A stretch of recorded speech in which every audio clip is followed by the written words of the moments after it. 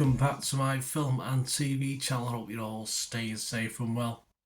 And we're going over to The Apprentice again, episode 9. Yes, the shopping channel challenge, and we're going to end up with more boys and girls at the end of this. So I don't think I would have said that at the start of this process, that's for sure. So we're going to have a look at episode 9, the shopping channel challenge. Entertaining enough. I think of all the shopping channel challenges, I think this is one of the worst as far as both teams are concerned. There were obviously people who stood out a little bit, but not too many. So last week, of course, Noah was gone, and we were left with 5 girls and 4 boys. Of course, that would switch around, wouldn't it? This week, battling out for Sugar's £250,000. Please, if you are new to the channel, push that subscribe button, push the bell notifications, everything film and TV, including the odd reality thing like this as well. Hope you enjoy it. So it's not the greatest series, but we can have a bit of fun anyway, can't we? So there's a couple of interesting little bits of funnies this week. But please push those buttons and check out the channel, and you will see stuff on my football team, Manchester City, as well. So if you know anybody who's interested, if you're not yourself, point me in my direction. I'll be very, very grateful. And guys, give us a thumbs up, although The Apprentice isn't perhaps giving some people a thumbs up from some of the comments I get. Just give us a thumbs up for this anyway, this little look back. Yes, my top 9 before this week. There is a bit of a switch on this. One or two favourites didn't have the greatest week. So going into this, it was Flo, Rachel, Trey, Maura, Phil, Paul, Raj, Steve and Felucia. So we'll look at each candidate and let's look at how they got on within the teams. Of course, Team's Nexus is made up of Raj, Phil, Maura, Flo and Paul. Having 5 on your team didn't quite work out this week, did it? Phil just didn't do much at all. I thought Phil was very lucky, and of course we'll talk about what happened at the end, where he's on a tightrope now, isn't he? But I think apart from the sort of task where he's made things, because he's a pie maker, of course, I think Phil struggles. I don't think he takes any responsibility or gets that involved. You'll see how he rates in my top ones at the end of this anyway, but he didn't do much this week. Raj took on the PM role. Of course, decided to have no bloke presenting originally, but obviously changed her mind. At least I think Flo made her change her mind. And then, of course, Paul switched presenting. Initially he wasn't. He was going to be in the gallery. She's not very good this week. It's not. I don't think it was a best role presenting. I didn't think many of them did very, very well. There wasn't much explanation of products, etc. So, and of course, as PM, she made perhaps some wrong decisions as well, which obviously would backfire on her. Flo, after being up there, very, very panicky today, very panicky. She didn't get any help, mind you, off from Phil, but when she was in the gallery, of course, she was dropping prices far too quickly. You could just tell that even before, and just a bad day for Flo. As probably one of the worst, because she was my number 1, but I have to admit she won't be my number 1 after this episode. Maura, as expected, I wouldn't have had her anywhere near presented. That was again a bad decision by the PM. She's just too shouty. They got complaints, didn't they? Which I'm not surprised. She presented the fan, but again, not telling you much about it, just shouty. It's just a really bad decision by the PM, and I thought Maura was perhaps a little bit unlucky to be put in that position, but if you are put as a presenter, you've got to rein it in a little bit, and she just didn't do that. Paul, well, he goes from strength to strength, doesn't he? I think he was ideal for this. When he did his first presentation, I thought, well, get him presenting all the 4 products, or at least involved, because he's just so calm and likeable. And of course, he did keep promising that the price wouldn't drop any lower, but obviously he kept being told it would. But I just couldn't understand why they didn't use him more. I think Lord Sugar questioned that as well.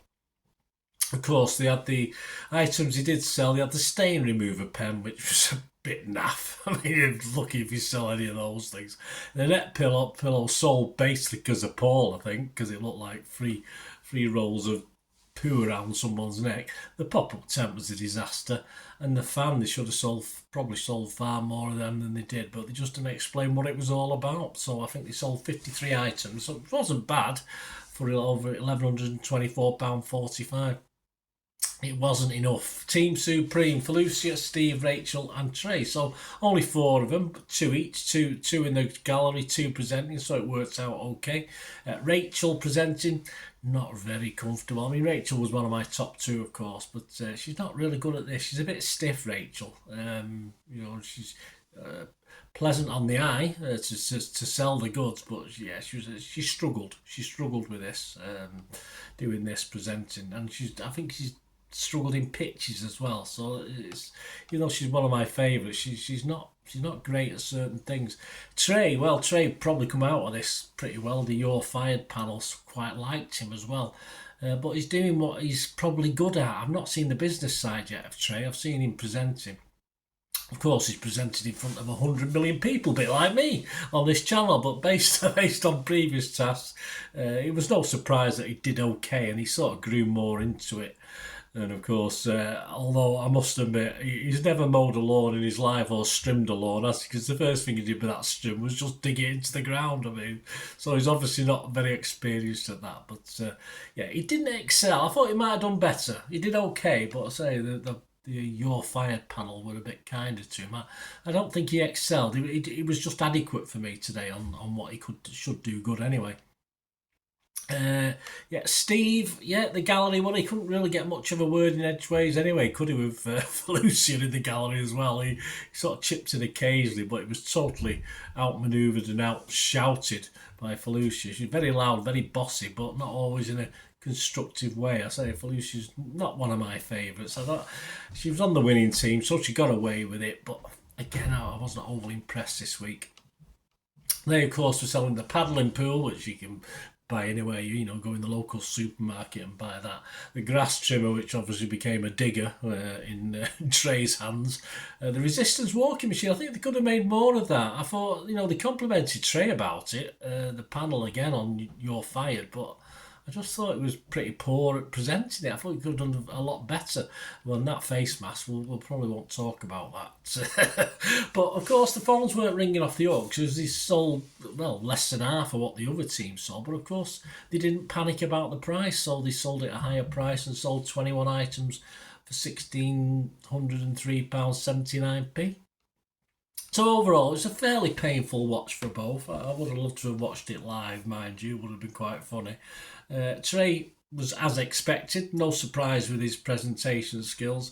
He did okay, but of course Paul was the big winner again, because even Lord Sugar sent him back to the house even before he kicked anyone out of the losing team. So Paul can hold his head up high, and you just know he's going to be good at that because of his manner. That's just the manner he's got. And the galleries, the guys in the galleries, I thought all were pretty poor, to be honest with you. Although Team Supreme at least held their nerve a little bit better, who of course won Team Supreme. Of course, we lost Raj and Mora from Team Nexus. Was Lord Sugar right? I think he sort of was, although of course Raj and Mora have been quite good. But at this task, Raj was the PM. She made some bad decisions. Mora had a great week last week that put her up there, moved her up my little top 9, but she just let herself down this week badly. So I think he was right, but on another day they might have been okay. But I thought Phil was the lucky one today. I thought Phil was extremely lucky to stay in this process. But of course he's not that lucky, because next week he's PM, and if he loses, he's on his way. So he's got no quibbles there. So there you go. But Flo had a bad week, but can she bounce back? I think she can. She looked nervous as hell today, but she's got Flo. I just needs a bit more personality from Flo. She could lose out to people like Trey and even Paul in the end. But at the moment, I've still got a little bit of faith in her, but I want to see a bit more from Flo. The panels, the You're Fired panel said 2 to 1 hired for Raj and 2 to 1 hired for Mora, so that was nice. And the audience said Raj hired and Mora hired, not quite as obvious, but yeah, so that was fair enough. So here's my top 7 now, with a bit of a change. As I said, I've got Rachel hanging on. But again, I think she was quite lucky to be in the winning team, because I wasn't overly convinced of what she did today, in fairness. She just couldn't really. In the same way, personality with Flo, Rachel's similar in a way. I think they lack a little bit of fizz, a little bit of personality. And of course, I can see a couple of the boys rising to the top very soon and reaching that last five. I can see at least 3 of the boys being in the last 5 at the moment. But Paul has to rise up my little top 7, of course. Phil is on the tightrope, so I was going to drop him down anyway, but he's certainly going to drop down now. So there's my top 10. As I said, I think the first 3 you can flit around with this. I'll stick Rachel at top because she has been top and good, but she didn't have the greatest week. And then I've got Paul and Trey following that. But as I said, those top 3, it could be Paul, Rachel, Trey. It could be Trey, Paul, Rachel. It could be any sort of machination of that. And then I put Flo in 4th, but a little bit behind now on points, Flo. I think Flo has to prove herself again next week. Steve, again, too quiet for me. He's got to do more. Felucia, I'm never impressed with Felucia anyway. And I thought she got away with it a bit this week because she was on the winning team again. And of course, Phil's going to be right at the bottom because of his problems and the tightrope he's walking. So Rachel, Paul, Trey, Flo, Steve, Felucia, and Phil. Let me know what you think, guys. Let me know your top 7 now with 7 left. Of course, it's week 10, isn't it? Week 11's the last 5. So are we going to get a double sacking? I can't work it out.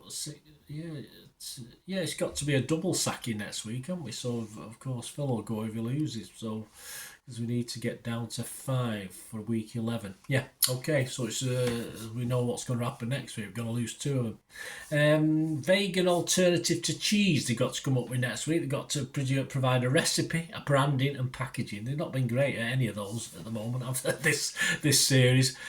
So let me know your thoughts, guys. Hope you enjoyed that anyway, and let me know what you're thinking of it. And it isn't great. It's not the greatest, but it's nice to see, from a bloke's perspective. As I said, when this series started off and the girls were winning the first couple of tasks, and my top were all the women, but it's nice to see steadily Paul and Trey sort of beginning to sort of take over a little bit, and they, as I said, certainly in the top 3, and it may change again next week, but getting down to the nitty gritty now. Thanks for watching, guys. Until we meet again, that's one thing, don't I? Please stay safe, everyone.